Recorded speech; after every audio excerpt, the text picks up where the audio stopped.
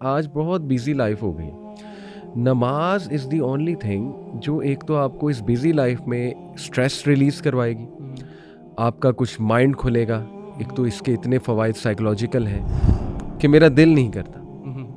ये सवाल सबसे कॉमन आता है जब मैं नमाज की तलकीन करता हूँ, हर एंगल से यूथ को समझाता हूँ यूनिवर्सिटी टॉक्स में जाकर। 1440 का 50 या 75 क्या है?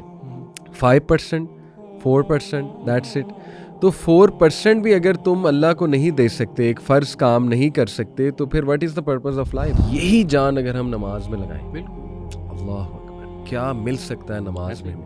नमाज हमने यूँ पढ़नी है बस, वो जैसे रसूल सल्लल्लाहु ने भी बताया ना, सल्लल्लाहु अलैहि वसल्लम ने, कि जैसे ठोंगे मारना, कि जो चीज़ आप कॉन्स्टेंटली करते हैं उसमें दिल लग जाती है। शुरू में मुश्किल होगी, हैबिट बनाने में टाइम लगता है। कुछ लोग को डर होता है कि यार नमाज अगर मैंने पढ़ना शुरू कर दी ना तो मेरे मज़े छूट जाएंगे या मेरे पे सख्तियाँ आने लग जाएंगी। अल्लाह अकबर। कुछ लोगों ने ये भी कहा कि हम इस बात से डरते हैं कि अगर हम नेक हो गए, हमें नॉलेज ज़्यादा आ गया, हम अल्लाह के करीब होने लग गए, हम नमाज़ें पढ़ने लग गए, तो हम पे सख्तियाँ शुरू हो जाएंगी, हम पे मुश्किलात आना शुरू हो जाएंगी। देखिए, अगर आपका दोस्त नमाज पढ़ रहा है, आपकी कंपनी ऐसी है, तो आपके कम अज़ कम अनकॉन्शियस को मैसेज जा रहा है। मैं आपको अपने दोस्त की एक मिसाल देता हूँ।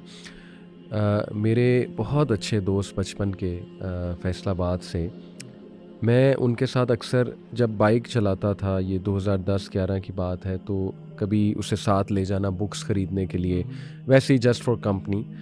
तो रास्ते में असर का टाइम हो गया, मगरिब का टाइम हो गया, बाइक रोकी मस्जिद के सामने और मैं नमाज के लिए जाता था और उसे कहता था आ जाओ, तो वो नहीं आता था, स्ट्रेट नो। और ये ख़ास लेवल का ढीठपन होता है कि आप मस्जिद के बाहर खड़े हैं और नमाज हो रही है और आप बाहर खड़े हैं, आप कहते हैं नहीं पढ़नी तो भाई नहीं पढ़नी। ये तो फिर बहुत मैसिव लेवल का ढीठपन। एनीवे, उस टाइम तो मुझे होता था ये होपलेस केस है, आता था कभी कभी दिल में और थोड़ा गुस्सा भी चढ़ता था, लेकिन एनीवे हिकमत दिखाई, अल्हम्दुलिल्लाह, दुआ भी की उसके लिए। आज ईयर्स डाउन द लाइन माशाल्लाह वो नमाज़ पढ़ता है।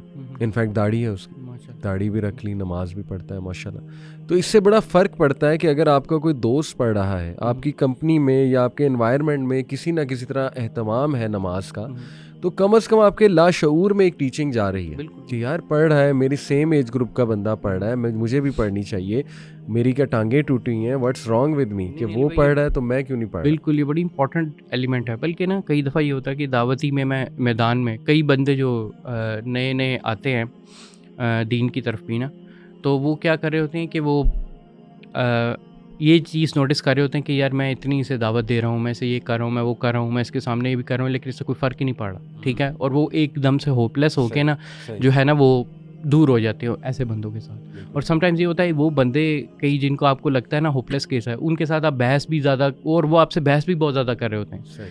वो जो बहस कर रहे होते हैं ना, मैं अंदर उनकी साइकोलॉजी ये समझाना चाहता हूँ आपको कि वो अंदर से एक्चुअली में टर्मोइल के अंदर होते हैं। वो जो बंदा आपके साथ बहस कर रहा है ना इस क्वेश्चन में कि जैसे इसका कोई फ़ायदा नहीं है, इसका ये नहीं, वो एक इंटरनल टर्मोइल में ज़रूर है और वो चाह रहा है कुछ ना कुछ अपना सोल्यूशन चाह रहा है, अपने इंटरनल का ना वो सोल्यूशन बंदा चाह रहा है। बहस करना उसका एक डिफेंस, बिल्कुल, उसका एक डिफेंस मैकेनिज़्म है। और समटाइम्स ये होता है कि वो जब अकेला होगा ना अपने साथ, तो वो ये चीज़ें थॉट्स और रिफ्लेक्शन उसका हिस्सा बनती हैं, ये कभी नहीं जाती। और सेम केस जो हम कई दफ़ा समझते हैं कि यार मैं इतनी दफ़ा उससे कहा है कि नमाज़ पढ़ने की तरह, अब मैं ज़रा वो डोंट डू दैट। बस उनके सामने अगर आप एक्शन करते जाओ, डोंट स्टॉप, बिल्कुल ठीक है ना?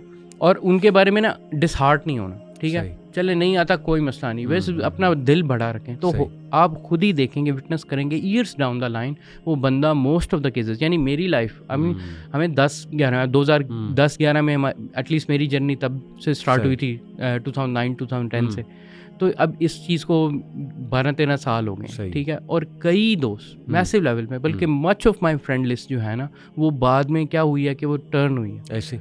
और वो उनसे जो चीज़ें वो देखते थे, वो जो कहते थे, कुछ अप्रिशिएट करते थे, कुछ इग्नोर करते थे, लेकिन आज आके उन्होंने ये देखा कि यार ये दिस जो भी है, this is the right way. Totally relatable, बिल्कुल ऐसी है। देखिए, आज दिस एक्सप्लेन्स कि बाप को नमाज क्यों पढ़नी चाहिए।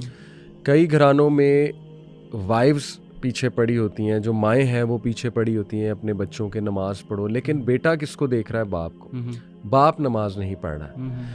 तो बहुत सीरियस मसला है, बहुत सीरियस मसला है। दोनों मतलब पेरेंट्स में से, मतलब यानी अगर दोनों पेरेंट्स में एक भी लैकिंग है ना, हाँ, तो वो उसका असर जो है ना वो बच्चा लेगा। डेफिनेटली आप बच्चे को इस्लामिक स्कूल में भी दाखिल करा दें, जहाँ पे उसको नमाज की तलकीन की जा रही है, ज़बरदस्ती पढ़ाई भी जा रही है, लेकिन जब वो घर आएगा और अपने फादर को देखेगा तो जाहिर है उसको एक इनडायरेक्ट मैसेज तो जाएगा ना कि यार ये जो मेरा रोल मॉडल है, father is the role model of the house, तो ये तो पढ़ता नहीं, तो ऐसी क्या नमाज में जल्दी है कि मेरा बाप नहीं पढ़ा तो मैं क्यों पढ़ूं। सीधी सी बात है, अनकॉन्शियस को ये मैसेज जाएगा। बहरहाल उन लोगों की मैं तवज्जो यहाँ दिलाना चाहूँगा कि देखें, अक्लमंदी का मुजाहरा करें। आज बहुत बिजी लाइफ हो गई है। नमाज इज़ दी ओनली थिंग जो एक तो आपको इस बिजी लाइफ में स्ट्रेस रिलीज़ करवाएगी, आपका कुछ माइंड खुलेगा। एक तो इसके इतने फ़वाइद साइकोलॉजिकल हैं। दूसरा, नमाज अगर आप बच्चे को साथ ले जाएंगे, अपने बेटे को मस्जिद में, या उसको खड़ा करके साथ नमाज पढ़ेंगे, तो ये एक फादर सन बॉन्डिंग भी है, फादर चिल्ड्रन बॉन्डिंग का मौका भी नमाज में है आपके पास। इतनी कीमती चीज़ को कैसे बंदा इग्नोर कर सकता है। अच्छा, next one, this is the best one, कि मेरा दिल नहीं करता। ये सवाल सबसे कॉमन आता है जब मैं नमाज की तलकीन करता हूँ। हर एंगल से यूथ को समझाता हूँ, यूनिवर्सिटी टॉक्स में जाकर कैलकुलेशन करके दिखाता हूँ कि 1440 मिनट हैं दिन में, तो देखो पर नमाज 15 मिनट लग जाएंगे, 10 मिनट लग जाएंगे, 50 से 60 मिनट की कमिटमेंट है दिन की, या 50 से चलो 75 मिनट, 5 टाइम्स वाला। 1440 का 50 या 75 क्या है? 5%, 4%, दैट्स इट। तो 4% भी अगर तुम अल्लाह को नहीं दे सकते, एक फ़र्ज़ काम नहीं कर सकते, तो फिर what is the purpose of life? फिर हमारा जीने का फ़ायदा। लेकिन वो काउंटर आता है, वो इफ्स और बट्स बहुत है ना। काउंटर आता है कि नहीं देखें, दिल नहीं करता, जब दिल करेगा तब पढ़ेंगे। इस पे आपने भी देखा होगा, बहुत कॉमन आर्गूमेंट है, और शायद आपने भी कभी ये आर्गूमेंट बिल्कुल, हम दिया तो हो। हम खुद भी इस तरह के आर्गूमेंट्स देते थे, बल्कि फिर आप काउंटर आर्गूमेंट भी देते हैं। ठीक है, आपने कहा पढ़ने का दिल करता है, तो यानी अगर बच्चा है तो उसको काउंटर कहते हैं सर नमाज का दिल नहीं करता, पढ़ने का दिल करता है। सही, कहता है नहीं तो फिर क्यों पढ़ते हो? स्कूल जाने का दिल करता है, क्यों जाते? ठीक है ना, खाने मतलब ये नहीं, इस तरह ना जो कई चीज़ों का समझ गए। तो we do a lot of things in daily life जो कि जो है वो ज़रूरी दिल नहीं करता, लेकिन जो है वो दिल नहीं करता, लेकिन उसके बावजूद करनी चाहिए। सही। और देखें, कई दफ़ा ये होता है कि हमें लॉन्ग टर्म किसी चीज़ के बेनिफिट नहीं समझ आते, और बच्चों को ये समझाना जो है ना वो इतना आसान नहीं है। और इसके लिए ना एक बड़ी इंपॉर्टेंट एक्सरसाइज जो है ना, वो बच्चों को ना नमाज का जो पर्पस है, मकसद है ना, इसको वो बार बार बताना कि वो क्या होता है। ठीक है, अल्लाह ताला से गुफ्तगू जो है, वो गुफ्तगू बहुत इंपॉर्टेंट चीज़ है। यानी इसके अंदर ऐसे एलिमेंट्स हैं नमाज के अंदर जो ना हमारे सामने एज अ यंग टीनेजर्स हमारे जहन में बिल्कुल भी नहीं थे। सही, कि हम क्या कर सकते हैं नमाज के अंदर। बिल्कुल सही। हमारे जहन में एक रटे रटाए अल्फाज हैं और फिर उसके साथ एक्सरसाइज है। तो ये चीज़ को तोड़ना जो है ना, मैं समझता हूँ कि इसको अर्ली एज के अंदर ना इन आइडियाज़ को, इन एलिमेंट्स को रिमूव करना बहुत इंपॉर्टेंट बात है, स्पेशली दावत के अंदर। बिल्कुल ऐसी है। और ये जो आपने मिसाल दी, कई चीज़ें हम दुनिया में करते हैं, ज़िंदगी में करते हैं, जिनका दिल नहीं कर रहा होता, लेकिन you just have to do it. इसमें मैंने एक नौजवान अभी पिछले ही दिनों मुझे मस्जिद में मिला, और बड़ा अच्छा नौजवान था माशाल्लाह, बड़ी खैर थी उसमें, और बड़ा अच्छा उसने सवाल पूछा कि अली भाई मैं नमाज़ पढ़ना चाहता हूँ, लेकिन बीच में इनकन्सिस्टेंसी आ जाती है। कुछ दिन मस्जिद आता हूँ, फिर घर पढ़ना शुरू कर देता हूँ, फिर छूट ही जाती है, 1-2 पढ़ लेता हूँ, उनका भी दिल नहीं कर रहा होता, तो क्या करूँ? देखिए, मैंने उससे कहा यार टू बी ऑनेस्ट, कोई मैजिक पिल नहीं है, कोई मैजिकल फार्मूला नहीं है कि मैं तुम्हें कहूँ ये कर लो तो नमाजें तुम्हारी पक्की हो जाएंगी। ये सवाल बिल्कुल इसी तरह है कि तुम मुझसे पूछो कि अली भाई जिम जाने का दिल नहीं करता, तो देखिए मैं क्या आंसर करूँगा, जनरली मैं क्या आंसर करूँगा कि यार force yourself, come on, get discipline, get into shape. उसके फ़वाइद जहन में लाओ जिम जाने के, किसी दोस्त को साथ मिला लो जो तुम्हें जिम ले जाए, कोई पार्टनर साथ रख लो, कोई रिमाइंडर्स लगा लिया करो कि मैंने जिम जाना है, ऐसी वीडियोस देख लिया करो जिससे यही तरीके है ना, करना पड़ेगा। इसीलिए तो ये नफ्स के ख़िलाफ़ जिहाद है, नमाज़ पढ़ना, इसके लिए सब्र चाहिए, इसके ख़िलाफ़ नफ्स के ख़िलाफ़ जिहाद करनी पड़ती है, और इसीलिए इसका रिवॉर्ड है। जन्नत आसान तो नहीं है।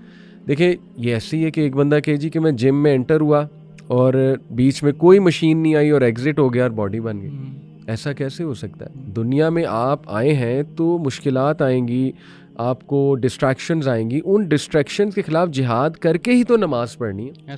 तो कोई मैजिकल फार्मूला नहीं है, मैजिकल किसी भी चीज़ का। आप अगर कोई स्किल एक्वायर करना चाहते हैं, आप प्रोग्रामिंग की स्किल एक्वायर करना चाहते हैं, आप कोई कारपेंट्री की स्किल एक्वायर करना चाहते हैं, आप you have to go through the process. बिल्कुल सही। अगर आप वो करेंगे, वो रिफाइनमेंट करेंगे, फिर ही उसका एंड रिजल्ट आपके सामने आएगा और फिर उसी चीज़ें से दिल लगी होगी। और याद रखना चाहिए कि कोई भी एक्शन जो होता है इंसान का, that is motivated by 2 factors, either hope and दूसरा है फियर। ज़बरदस्त। ठीक है, अगर एक चीज़ आपको होप दिलानी चाहिए तो समटाइम्स चले होप हमारा मोटिवेटर नहीं बनती, स्पेशली उन लोगों के लिए जिनके लिए वो फॉर एग्जांपल हमेशा कोई ना कोई पॉजिटिव चीज़ ढूंढ रहे होते हैं कि भाई ये पॉजिटिव है। नहीं, उसको फिर हमें नेगेटिव मोटिवेशन भी देनी चाहिए और उसमें ये बताना चाहिए कि भाई नहीं करोगे तो ये होगा आपके साथ। ठीक है, और एटलीस्ट मैं अपना बताता हूँ, मेरी स्टोरी कुछ इस तरह थी कि मेरे लिए पॉजिटिव मोटिवेटर मेनली चंद चीज़ें थी शुरू में। ठीक है, हम वैसे ही अम्मी अब्बू के कहने पे नमाज़ पढ़ लेते थे। मैं मगरिब की नमाज़ पढ़ लेता था। मगरिब की नमाज़ उसमें ना बड़ी अजीब सी साइकोलॉजी मेरे सबसे आसानी से वो पढ़ी जाती थी, क्योंकि ना एक चीज़ होती है जिसे कहते हैं मिडनाइट डिप्रेशन, एक किस्म की ना, मिडनाइट तो नहीं सॉरी, मतलब यानी मगरिब के वक्त ना जो ग्लूमी सा मौसम हो जाता, वो ज़ाहिर हो जाता ना, तो वो काफ़ी ना मेरे लिए एक थोड़ा सा वो था, तो उस मेलनकॉली वाला टाइम, मैं उस मेलनकॉली को दूर करने के लिए ना, वो मेरी मगरिब की नमाज सबसे रेगुलर नमाज जो मेरी ज़िंदगी में रही है ना, वो मगरिब की रही है। सेम, और मगरिब में ज़रूर पढ़ लेता हूं। तो मगरिब के अलावा ना मैं बाकी नहीं, क्योंकि मुझे वो मेलनकॉली का जो रिमूवल है ना, वो एक किस्म का वो मुझे वहाँ मिलता था।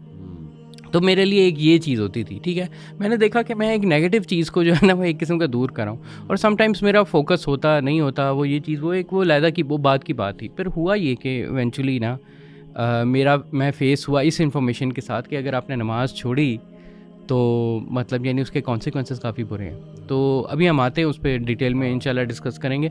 लेकिन वो जब मैंने वो चीज़ को लिया ना अपने लिए कि अच्छा यार मैं तो मुसलमान हूँ, ठीक है ना, मुसलमान के लिए मिनिमम रिक्वायरमेंट जो है ना वो एटलीस्ट ये नमाज है। ठीक है, तो वो जो मिनिमम रिक्वायरमेंट्स वाली मैंने अपने जहन में थिंकिंग लेके आया, और फिर जो है ना वो मैंने नमाज का जो है ना वो एक्ट करना शुरू किया एज आ, मतलब यानी वो कॉन्सिक्वेंशली।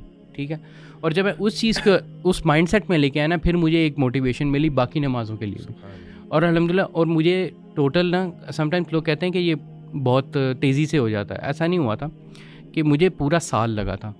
मतलब यानी ऑल द वे फ्रॉम इशा टू फजर को अपना जमात के साथ बाद जमात नमाज को रेगुलर बनने के लिए आई टुक ए ईयर। अच्छा, हाँ, इस तरह करके। लेकिन मैं ये कर रहा, और मेरी कोशिश ये थी कि बाद जमात नमाज, यानी मेरा गोल ये था। लेकिन अगर वैसे जो नमाज़ें थी वो मैंने पहले पॉलिश कर चुका था, वो जल्दी पॉलिश हो गई थी 5 वक्त की जो है। लेकिन उसको जमात के साथ करना ना, उसको मुझे इट टुक एन ईयर। और स्पेशली जो लास्ट नमाज थी ना वो फजर की थी, जो कि मेरी जमात के साथ जो है वो बिल्कुल अलाइन हुई। लेकिन ये प्रैक्टिस के साथ की थी। लेकिन ये सारी जो चीज़ थी ना, इसमें ये 2-3 मोटिवेशन इन्वॉल्व। देखें, आपने एक जुमला कहा कि जो चीज़ आप रेगुलर करोगे, मास्टर करोगे, उसमें दिल लगी आ जाएगी। This is it. अगर यूथ इसको समझ ले, और समझती है, टू बी ऑनेस्ट, दुनिया के हर काम में वो समझते हैं ये चीज़। नमाज की जब बात आती है तो बस वो एक शैतान भी पीछे लगा हुआ है, वो भी वसवसा डालता है और इफ्स और बट्स बहुत आ जाते हैं। लेकिन दुनियावी तौर पे आपको बिल्कुल पता है, आपको पता है, आप जिम जाते जाओगे, जिम को मास्टर करोगे, सही एंगल से एक्सरसाइज करोगे, आपके मसल्स को फ़ायदा होगा। आपके मसल्स तब तक नहीं बनेंगे जब तक माइंड मसल का कनेक्शन नहीं है। मैं जिम अक्सर जब जाता हूँ तो एक भाई को मैंने देखा, और माशाल्लाह he is a lovely brother. अल्लाह ताला उसको मज़ीद तक़वियत भी दे एक्सरसाइज करने में भी और इंशाल्लाह नमाज़ पढ़ने में भी। बट एनीवे, आई सॉ कि he was doing biceps exercise with such खुशू व खुजू कि मैं एकदम से ना, मतलब उसको देखकर वो क्या कहना चाहिए, एक डीप थॉट में चला गया कि सुभान अल्लाह। और मैंने माशाल्लाह भी कहा कि कितने फोकस से ये बाइसेप एक्सरसाइज कर रहा है। लेकिन टेक्निकली आप देखें, जिम की जितनी भी एक्सरसाइज है ना, वो पेनफुल है। हाँ, ठीक है ना, but you have to take that pain. मुझे याद है कि मैं जब जिम गया था ना फर्स्ट डे, उस ट्रेनर ने मुझे बताया कि आप इसको ये ना सोचें कि आपने, मतलब यानी ये आपका कोई गोल है, आपने पतला होना है, मोटा होना है, जो मर्जी होना है, ये इसके बाद जो आप छोड़ देंगे, इसको समझें कि ये अब आपका लाइफस्टाइल। क्या बात है, ये आपका लाइफस्टाइल, दिस इज इट, ये mindset, this is your lifestyle. इसके बगैर आप मर जाएंगे। हाँ, तो उसने वो जो माइंडसेट बनाने की कोशिश की ना शुरू में, कि इसको अपना लाइफस्टाइल बनाए कि जी ये जिम आना जो है एक बंदे को वैसे ही चाहिए, उसकी हेल्थ का जो है हिस्सा है। और बेशक उसमें पेन होती है तो फिर हम ना वो इस तरह की मोटिवेटेड किस्म की जो है ना वहाँ पर बहुत ज़्यादा एक दूसरे को सेंड करते थे, जैसे नो पेन नो गेन, ठीक है ना। और ये वाली चीज़ है। अब वो ये है कि वो आप अगर गौर करें ना, ये जो जिम बॉयज़ होते हैं जितने भी हैं, they are locked into this. वो और उनके यहाँ वो पेन होती है, they are in love with it. हाँ, यानी उनको डिप्रेशन होती है, अगर वो जिम ना जाए उनको डिप्रेशन होती है, जो भी है बिल्कुल ऐसा ही है। हाँ। अब देखें जिम की बहुत क्लियर एक मिसाल है। अब ये जो ये इस तरह की जो फिजिकल पेन है, नमाज की तो ज़ीरो फिजिकल पेन है इस किस्म की। और इनके यहाँ बाकायदा वो अपने अपने मसल्स को स्ट्रेस टेस्ट करते हैं, ये करते हैं, हालांकि वो फुल बफ भी हो जाते हैं, लेकिन उसके बावजूद जो है ना वो जिम नहीं छोड़ते। बिल्कुल, ठीक है, क्योंकि वो लुत्फ आ गया। हाँ, और उसके अलावा अपनी डिप्रेशन के जो कई लोग जो है अपनी डिप्रेशन को डील करने के लिए यहाँ पर जाते हैं, बाकी सारी चीज़ें करने, मतलब यानी वो सारी चीज़ें जो बंदे को एक किस्म का नमाज से गेन करनी चाहिए ना, वो टेक्निकली ऑलरेडी वो जिम के जरिए जो है ना वो गेन कर रहे हैं। Exactly. And this is a weird phenomena. और ये जो भी स्पेशली जो जिम गोइंग है ना, उसके पास तो कोई एक्सक्यूज नहीं है नमाज छोड़ने के। वो तो ऐसा रिलेट कर सकता है ना, जैसे मैंने आपको बताया कि वो जो भाई था वो भी आके शुरू में आके वो जिम शूज छोड़ो, वो तो अपने पूरे कपड़े चेंज करता है। यस, ठीक है, जिम तैयार होकर आता है, हाँ, खुशू खुजू के साथ आता है, जो जिम का खुशू खुजू। एग्जैक्टली, तो वो बकायदा जिम कायम करता है। ठीक है ना, कायम करता है, नमाज कायम करने का हुक्म है, वो जिम कायम करता है। देखिए मैं आपको बता रहा था कि उस भाई को जब मैंने ये बाइसेप का जो करते हुए देखा, अल्लाह अकबर, इतना खुशू खुजू, I was deeply impressed. But then I thought कि यार यही जान अगर हम नमाज में लगाएं, अल्लाह अकबर, क्या मिल सकता है नमाज में हमें। नमाज हमने यूँ पढ़नी है बस, वो जैसे रसूल ने भी बताया ना सल्लल्लाहु अलैहि वसल्लम ने, कि जैसे ठोंगे मारना, जैसे वो हैन का जिक्र है, चिकन हैन ठोंगे मारती है ज़मीन पे, वो चारा खाते हुए, जो भी खाते हुए बाजरा, तो इसी तरह नमाज में सजदे के वक्त उस तरह करना। तो देखिए उसमें जान क्यों नहीं है, उसमें खुशू खुजू क्यों नहीं ला रहे, जबकि पता है कि उसका रिजल्ट बहुत अमेजिंग है उसका, बल्कि इससे ज़्यादा थेरेप्यूटिक, ज़्यादा क्या मतलब मुकाबला ही कोई नहीं। जिम वर्सेस सलाह जो आप नमाज से ले सकते हैं। Anyway gym is highly encouraged, अच्छी बात है, एक्सरसाइज करनी चाहिए। तो देखें ये जो आपका एक जुमला है ना, कि जो चीज़ आप कॉन्स्टेंटली करते हैं उसमें दिल लग जाती है। शुरू में मुश्किल होगी, हैबिट बनाने में टाइम लगता है। एक स्कॉलर ने एक जुमले में बहुत खूबसूरत बात कर दी, बल्कि इस चैप्टर को ही क्लोज़ कर दिया जो हम डिस्कशन कर रहे हैं। ही सेड कि तुम 30 से 40 दिन नमाज को पकड़ लो और उसके बाद नमाज तुम्हें पकड़ लेगी। यानी तुम 30 से 40 दिन नमाज ना छोड़ो और फिर नमाज तुम्हें नहीं छोड़ेगी। तो ये माइंड साइंसेस है, ये बाकायदा एक साइंटिफिक बात की उन्होंने, साइकोलॉजिकल कॉन्सेप्ट्स के थ्रू बात की। तो देखिए कोई जादुई फार्मूला नहीं है कि मेरा दिल नहीं करता। भाई दिल ऑफ कोर्स इसलिए नहीं करता, तुमने नमाज एक्सपीरियंस ही नहीं की। नमाज एक्सपीरियंस तो करो, फजर पे उठे ही नहीं कभी, तो दिल ना करना ये तो एक अजीब बात है ना, कि जिस बंदे ने एक्सपीरियंस ही नहीं किया तो वो ये कहे कि जी मेरा दिल ही नहीं करता। जैसे एक बंदे ने एक स्पोर्ट्स ही नहीं खेली और वो स्पोर्ट्स के बारे में कहे मेरा दिल ही नहीं करता उस स्पोर्ट्स करने का। करोगे तो दिल लगेगा ना, जैसे आपने कहा कि कॉन्स्टेंटली करोगे तो दिल लगेगी। तो ये तो चलें इसका आंसर हो गया, बहुत अच्छा आपने ये बताया।